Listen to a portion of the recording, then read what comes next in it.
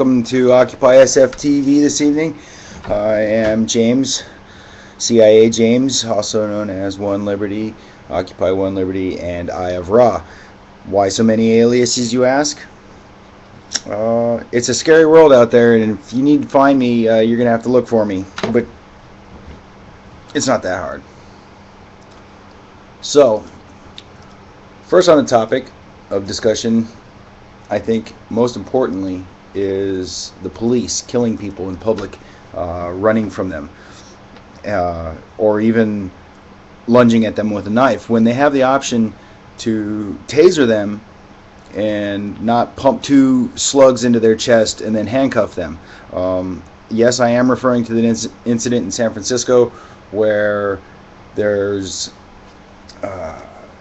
been some confusion. First it was said that it was part of the Occupy movement, which it was not. And information that I'm going to release now, it is my understanding that the man that was killed delivered food to the occupants at 101 Market back when it was in full swing. So regardless of whether or not the man was part of Occupy or not, he was still murdered by the police. Last night, yesterday, there was an incident in Anaheim where a man ran from the police and he was shot and killed. It's just sad these days. You know, we've got a military type police force, corporations taking control, government out of control. We've got a lot of problems, and the only way we can make changes is to communicate, and that's why I start out my broadcast with communication breakdown, because if I'm not communicating with you, and you're not communicating with me, and we're not communicating to our government and the corporations things that we want to see change, then it's not going to change. And although the Occupy movement was something that woke people up, and a lot of people have gotten involved and are still involved, the Occupy movement is, from what I can see, far from dead. It's just in a different phase. It's not necessarily about giving up on occupying space, but it's not taking that as a high priority. I'm going to go back to the shooting here in San Francisco for a moment.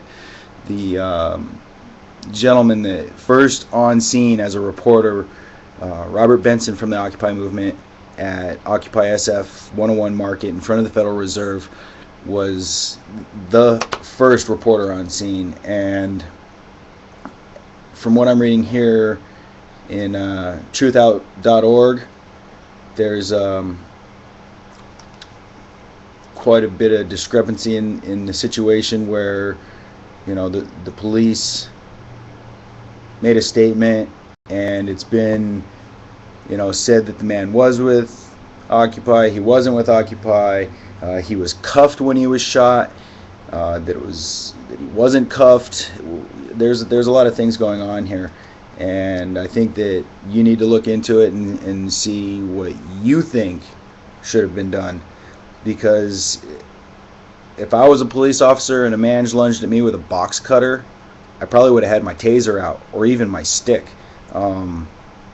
You know, to pull out a 9mm firearm and shoot somebody twice in the chest, see them fall to the ground, and then cuff them, roll them over and say, oh, well, he was shot in the chest. Well, no shit, you put 2 slugs there yourself. So that's quite baffling to me, that it has even gone this direction. It blows me away. I'm surprised there isn't more outcry from the public about things like this. PG&E, on a different topic, is putting in those smart meters in your home, and William Devereaux, Senior Director of Pacific Gas and Electric Smart Meter Program, has been caught falsifying his identity in a cover-up attempt to access information from a group of citizens opposing the new smart meters. So Okay, never mind. I won't even get into it. The group has been identifying and collecting evidence of widespread health problems, meter inaccuracies, electrical interference, and customer information privacy problems caused by PG&E's wireless smart meters. I think that if... check the chat. Okay, hi guys. I think that if you're concerned about this, you should look it up and get involved once again. You know, it's only up to me to do what I can do for me, and you need to do what you can do for you. You need to also spread the word on these things. Start looking at the citizen media rather than the mainstream media. I pay close attention to Twitter and Facebook because most of the time I get the information from people on scene faster than the newspapers, and it's more accurate because they're reporting from eyewitnesses, direct contact from people that are there. So, you know, get involved. You know, this is our country, this is our world. We've got a lot of things we need to change, and you know, without communication, which is what I'm doing now, trying to spread the word on these injustices and get you involved, you know, because without that, it's just going to keep going and getting worse. And people say, oh, it's always been that way. It's always going to be that way if you don't get off your ass and do something. I see so many people just give up at the thought of revolution, dying for a cause. I think that this country was founded by people dying, and if you're, you know, think that freedom's free, those people died and that wasn't free. There's people dying on the streets nowadays. I've spent a lot of time in San Francisco watching people sleeping in the rain under cardboard, wherever they can find shelter. It's absolutely disgusting. I didn't come from that.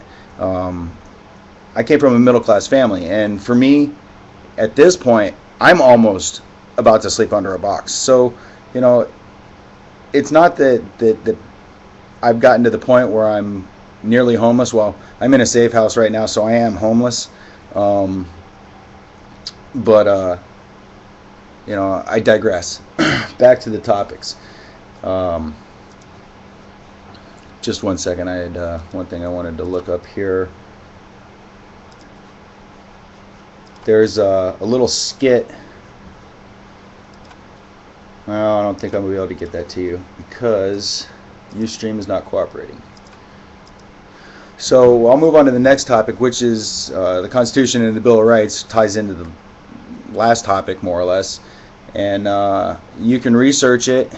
I suggest you read it and review it. I'm in the process of rereading it and re-reviewing it. I remember going through it back in school, and I know that it is something that takes some time to learn, but you know, the basics are there. You already know it. So, you know, go online. All the information's there. Constitution and Bill of Rights. What I'm going to leave you with today is some questions. Is why aren't more people outraged at the way the police are handling the situations now? It's absolutely un-American to just sit there and let these things happen and not do something. Yesterday in Anaheim,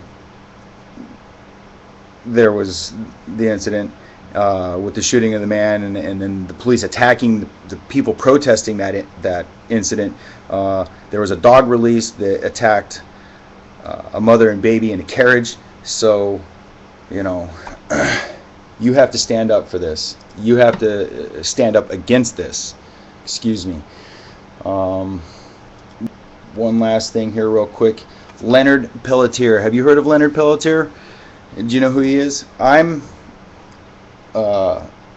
40 now, and his arrest occurred in 1970, I believe. 75.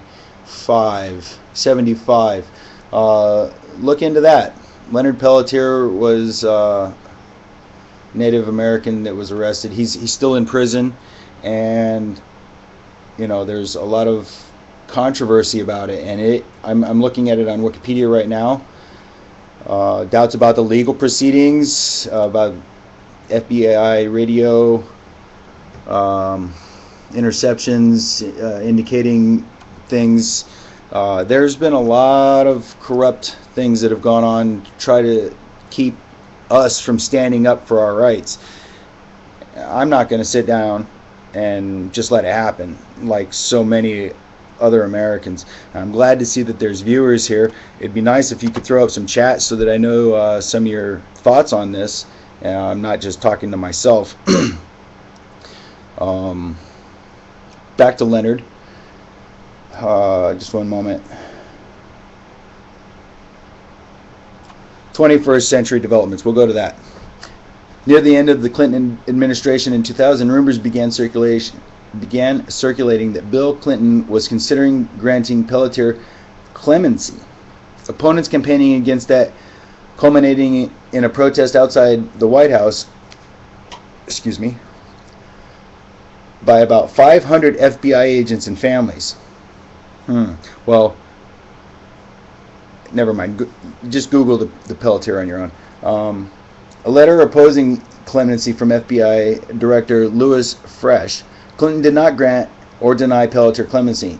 In 2009, President George W. Bush denied Pelletier's clemency for petition before leaving office. So President Bush went ahead and thank you, Brokovin, for tuning in and throwing me up a chat there. I'm going to try to do this a little more often. I have a lot of material to work with. I just don't want to let it all out of the bag all at once, because somebody else will grab onto it, and then it won't be my project. It'll be somebody else's project. So tonight I'm working on current events and the Leonard Pelletier issue. I'd like it if you went ahead and Googled that and checked it out. If I'm still online by the time you've had a look at it, throw something up in the chat and we can talk. Additionally, we were at the Occupy Bohemia Grove this last weekend, as well as the weekend before, and there was a lot of people up there talking about the smart meters, talking about protesting the government and how to work together. There's a lot of things going on. What do you have there, Broken? Our friend, we keep pretending. Yes, if things keep happening and we keep pretending, it's only going to get worse. There's no chance for humanity to survive and be free the way that America was intended. We certainly aren't as free as we used to be. I don't think we're free at all. We have a lot of things governing us, but corporations and people that have money and power, they can do whatever they want. If you look back and you look at the O.J. Simpson case, for example, I know he did it. I can feel it in my heart. I know he did it. He killed those people, and he walked.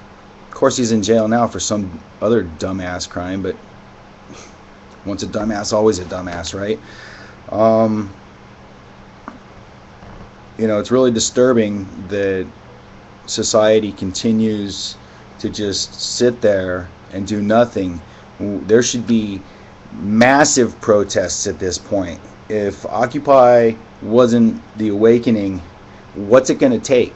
I see a lot of people from Occupy out there still working hard, very diligently at getting the news out and trying to make a change, coming up with new ideas on how to fix the problems rather than just discussing the problems, which discussion is a good idea, but you can only go so far with that. We should disarm our rulers and take back our resources, Brokovin says. I agree. There's a lot of people out there that are afraid to do that because they're afraid of war and killing, and I don't blame them. I don't want to be in a war, and I don't want to kill somebody, and I don't want to die, but I don't want to live like this. There's way too much suffering going on out there, and there's just way too many people that can do something about it that don't. Brokovin says, state-run media blocks truth of Occupy. Yes, I agree. There's been a lot of things that, you look at the Occupy movement, say, for example, Oakland, a lot of the violence that's portrayed as being Occupy is actually the police state. And those people in Oakland are oppressed, and they're poor. They've been living in what I would consider crappy conditions for a long time, and the police there are brutal. I don't like to go to Oakland simply because of the fear of being shot by a police officer. I have gone to Oakland, and I'll go back, but it gets my nerves up, definitely. What else you have there, Brokovin? War happening everywhere. Yeah, now we pay for all of it. The Occupy movement is a peaceful movement. They don't want to fight or be violent or be destructive from what I've seen. Now, I can't speak for them because I'm not necessarily going to any GAs or anything anymore. There's a lot of people still in discussion about whether or not it's what tactics are acceptable and what aren't. In my opinion, if it's going to be a peaceful movement, it has to follow those teachings of Gandhi and Martin Luther King. There's people like Buddha and Jesus Christ that would probably fit in along those same lines, and people that say that they're Christian or Catholic, people that have, you say, oh, well, times are tough and everything, but, I see a lot of people driving around still, going to parties and vacations and stuff, and then they say, oh gosh, I'm hurting, I can't afford things anymore. And then, there's people like me, for example, I'm basically destitute. I'm on the streets. Right now I'm in a safe house, but that doesn't excuse the fact that people can give and they don't. You hear people giving to churches. Well, churches don't need money. These aren't the droids you're looking for. Oh, hold on a second. I've got a message coming in. Turn that down so you don't have to listen to that anymore. We win, no shots fired by us. Yes, Brokovin, I agree. If if we stay peaceful, then that would certainly give it a win, because it can happen, it can change. But when you have a police state, a police world like we live in now, that's controlled by only a few, there's likely not going to be a peaceful resolution to the change that we need to survive as a whole. And when I say as a whole, I don't mean just America, I mean the world. We're polluting our rivers, our streams, our snowpack, the rain, everything. The oceans, everything's becoming polluted. Why? Because of, corporations. We'll start with Dow Chemical. We'll go to any one of the big ones that's more or less under the rule of, I don't have to follow the laws of, whatever's been set out there for them to follow. They just do what they want, and they say that they're following the rules, but they're not. We know that there's a lot of cover-ups out there, and we're hearing less and less of it because there's more and more cover-ups. Brokovin, what do you have there? Never-ending Passover Holocaust, winding down again now again. Not sure what you're saying there. Never-ending Passover Holocaust, winding down again now again. Okay. Now that we have a few viewers in here, I'm gonna go back and just reiterate what I started out on, which was the police killings that have happened lately, and people that have been fleeing from the police, and the Occupy movement here in San Francisco had an incident where somebody lunged with a knife and the officer shot him twice in the chest. He fell flat on the ground and they handcuffed him. There's something wrong with that. Something very wrong with that. Then they roll him over, and